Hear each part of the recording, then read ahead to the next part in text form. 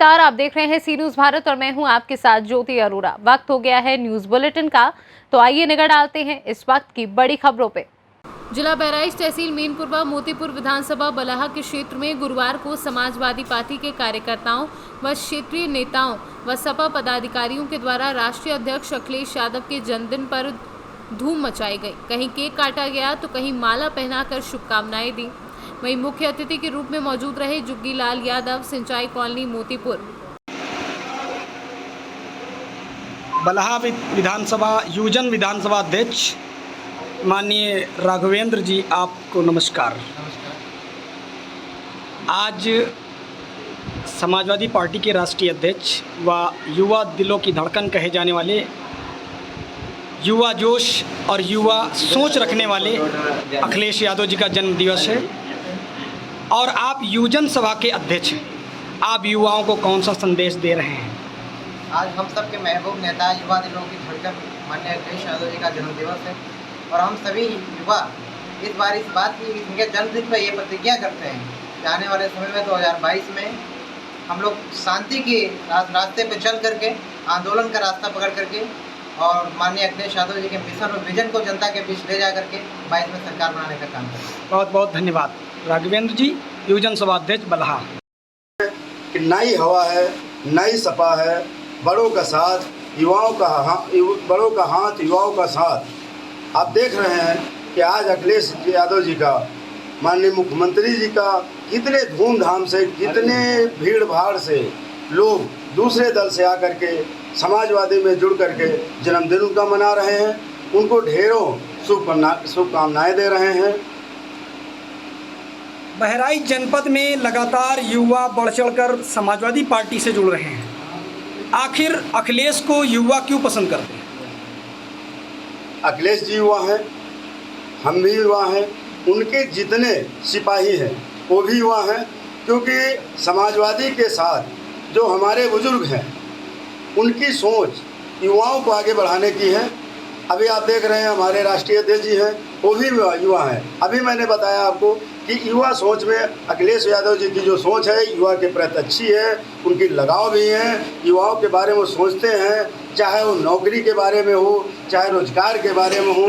जो नौकरियां, जो रोजगार राष्ट्रीय अध्यक्ष जी ने मुख्यमंत्री पद पर रहते हुए दिया था, आज देख रहे हैं भाजपा की सरकार में उसे छीना जा रहा है, छीन लिया गया है। केवल भाजपा सरकार में लूट मचाओ, लूट लो, जनता को लूट लो, कार्यकर्ता को लूट लो, किसान को लूट लो, कार्यकर्ता को बेइज्जत कर दो, विपक्ष को तहस नहस कर दो। ये इनकी साजिशें जो चल रही हैं, ये 22 में।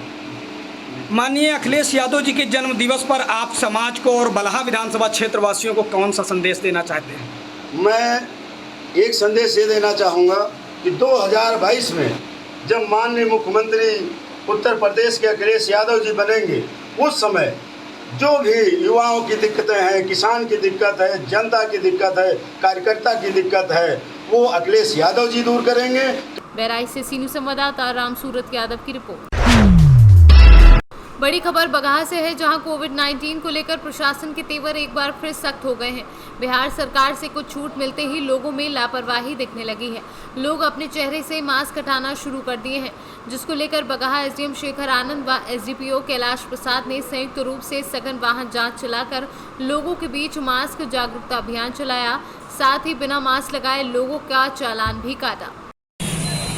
अभी जैसे विदित है कि कोरोना की महामारी अभी समाप्त नहीं हुई है और ये पूरा स्पष्ट निर्देश है कि पब्लिक प्लेस में जब भी पब्लिक निकल रही है तो मास्क लगा के निकले और सामाजिक डिस्टेंस का अनुपालन करें, नहीं तो तृतीय लहर का हम लोग भोगी बन सकते हैं। इसीलिए हम लोग मास्क चेकिंग कर रहे हैं। अभी देखा जा रहा है कि सब लोग अपना फिर से मास्क पहनने की जो व्यवहार है वो कम हो गया है। इसीलिए हम लोग मास्क चेकिंग सघन रूप से कर रहे हैं ताकि सभी लोग को ये अंदेशा रहे और ये ख्याल रहे कि मास्क पहन के निकलना ज़रूरी है। बिहार से सी न्यूज संवाददाता समीउल्ला काश्मी की रिपोर्ट। जसपुर जिले के कांसाबेल पंचायत में संजय निकुंज नर्सरी उद्यान वानिकी विभाग के द्वारा कृषि प्रशिक्षण कार्यक्रम आयोजित किया गया। कार्यक्रम के दौरान कांग्रेस के जिला सचिव हंसराज अग्रवाल ने कहा कि कांग्रेस की सरकार मुख्यमंत्री भूपेश बघेल किसानों के साथ है और किसानों के लिए कई योजनाएं बनाई हैं। भूपेश बघेल ने 2.5 साल में किसानों का कर्जा माफ किया है। किसानों का धान 2500 रुपये प्रति क्विंटल की दर से खरीदा है। उन्होंने कहा कि कांग्रेस की सरकार, भूपेश बघेल ने कहा कि अगर छत्तीसगढ़ में किसान खुश हैं तो पूरा छत्तीसगढ़ खुश है। जसपुर से सी न्यूज़ संवाददाता इब्नुल खान की रिपोर्ट। खुशबू पत्नी गुरमुख निवासी ग्राम सियोरा थाना फूल बेहड़ द्वारा यूपी 112 पर सूचना दी गई कि उनके घर में उनके पति के पास अवैध नशीला पदार्थ है। उक्त सूचना पर क्षेत्राधिकारी धौरहरा के नेतृत्व में थाना फूल बेहड़ पुलिस व पीआरबी 2892 की संयुक्त टीम द्वारा तत्काल दबिश देकर अभियुक्त गुरमुख सिंह को गिरफ्तार करके उसके घर से प्लास्टिक की बोरी में रखा हुआ 6 पैकेट में कुल 5 किलो 45 ग्राम अवैध नशीला पदार्थ व 43,000 रुपये नकद बरामद किए हैं, जिसके संबंध में थाना फूल बेहड़ पर एनडीपीएस की सुसंगत धाराओं में अभियोग पंजीकृत कर अभियुक्त को जेल भेज दिया गया है। और आज पुलिस अधीक्षक विजय ढुल द्वारा खुशबू पत्नी गुरमुख उपरोक्त के इस साहसपूर्ण कार्य की सराहना करते हुए उनको सम्मानित किया गया तथा उत्साहवर्धन हेतु 5,000 रुपये नकद पुरस्कार व अंग वस्त्र भी भेंट किया गया। साथ ही सभी अन्य महिलाओं को भी इनसे प्रेरणा लेकर विपरीत परिस्थितियों में भी अपने कर्तव्य का निर्वहन करते हुए अपराध मुक्त समाज के निर्माण में पुलिस एवं प्रशासन का सहयोग करने हेतु प्रोत्साहित किया। लखीमपुर खीरी से सी न्यूज़ संवाददाता बलवीर सिंह की रिपोर्ट। प्रदेश भर में आशा उषा कार्यकर्ताओं द्वारा मानदेय राशि को बढ़ाने के लिए अनशन पर बैठी हैं। वहीं मेहर में आशा उषा कार्यकर्ताओं द्वारा इस अनशन को भूख हड़ताल का रूप दे दिया गया है, जिसके चलते पिछले 7 दिनों से आशा उषा कार्यकर्ता द्वारा भूख हड़ताल की जा रही थी, जिसके बाद कुछ आशा कार्यकर्ताओं की तबीयत अचानक से बिगड़ गई। जैसे ही मामले की जानकारी मेहर विधायक को पड़ी तो मौके पर पहुंचकर आशा उषा कार्यकर्ताओं को इलाज के लिए सिविल अस्पताल भेजा गया। वहीं पुलिस और प्रशासनिक टीम की उपस्थिति में भूख हड़ताल जूस पिलाकर खत्म कराई गई, लेकिन वह आशा उषा कार्यकर्ताओं द्वारा क्रमिक अनशन अपनी मांगे पूरी न होने तक चालू रखने का फैसला भी लिया। देखिए, आशा कार्यकर्ताओं की मांगों का मैं भी समर्थन करता हूं। हमारे मुख्यमंत्री जी, ये बात सही है कि बड़े संवेदनशील है और इस पूरे प्रदेश की महिलाओं के साथ उन्होंने भाई बहन का रिश्ता भी बनाया, इनके बच्चों को भांजे और भांजी भी बनाई। तो जो इनकी हड़ताल है वो क्रमिक भूख हड़ताल है। ये हमारी जो बहनें हैं ये उस बात को समझ नहीं पाई और ये लोग आमरण अनशन में बैठ गई। ये क्रमिक हड़ताल को आमरण अनशन में बदल जाने का इनकी तबीयत भी खराब हो गई। एसडीएम साहब, हमारे हिमालय जी, एसडीओपी, ये सब लोग मिलके इनको, डॉक्टर साहब लोगों ने मिलकर यहाँ एडमिट कराया। मेरी भी जिम्मेदारी बनती है, मैं भोपाल सीधे यहाँ आया, उनसे निवेदन किया कि आप लोग क्रमिक हड़ताल में हैं, क्रमिक अनशन में हैं, आमरण अनशन में नहीं है। तो इनके संगठन भी 2 हो गए। एक संगठन माननीय मुख्यमंत्री जी से समझौता भी कर गया और एक संगठन जो दूसरा इनका, वो अभी भी क्रमिक अनशन में बैठे हुए हैं।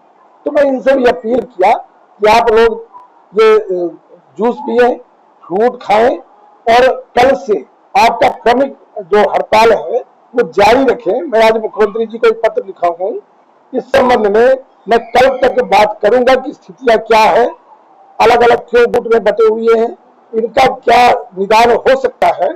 और इनकी मांगे जायज हैं, इनकी मांगों के साथ में हूँ। हर हाल में मैं प्रयास करूंगा कि इनकी जो पीड़ा और तकलीफ है माननीय मुख्यमंत्री जी उसको खत्म करें, इनके दुख दर्द को जाने समझे और इनकी मदद। देखिए, आशा कार्यकर्ताओं की मांगों का मैं भी समर्थन करता हूं। हमारे मुख्यमंत्री जी, ये बात सही है कि बड़े संवेदनशील है और इस पूरे प्रदेश की महिलाओं के साथ उन्होंने भाई बहन का रिश्ता भी बनाया, इनके बच्चों को भांजे और भांजी भी बनाई। तो जो इनकी हड़ताल है वो क्रमिक भूख हड़ताल है। ये हमारी जो बहनें हैं ये उस बात को समझ नहीं पाई और ये लोग आमरण अनशन में बैठ गई। ये क्रमिक हड़ताल को आमरण अनशन में बदल जाने का इनकी तबीयत भी खराब हो गई। एसडीएम साहब, हमारे हिमालय जी, एसडीओपी, ये सब लोग मिलके इनको, डॉक्टर साहब लोगों ने मिलकर यहाँ एडमिट कराया। मेरी भी जिम्मेदारी बनती है, मैं भोपाल सीधे यहाँ आया, उनसे निवेदन किया कि आप लोग क्रमिक हड़ताल में हैं, क्रमिक अनशन में हैं, आमरण अनशन में नहीं है। तो इनके संगठन भी 2 हो गए। एक संगठन माननीय मुख्यमंत्री जी से समझौता भी कर गया और एक संगठन जो दूसरा इनका, वो अभी भी क्रमिक अनशन में बैठे हुए हैं।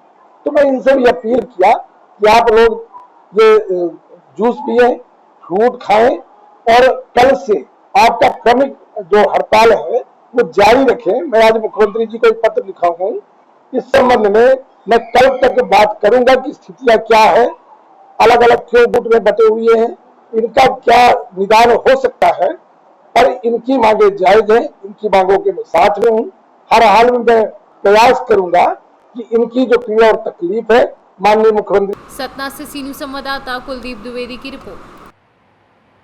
फिलहाल के लिए न्यूज बुलेटिन में बस इतना ही। देश दुनिया की तमाम बड़ी खबरों के लिए आप देखते रहिए सी न्यूज।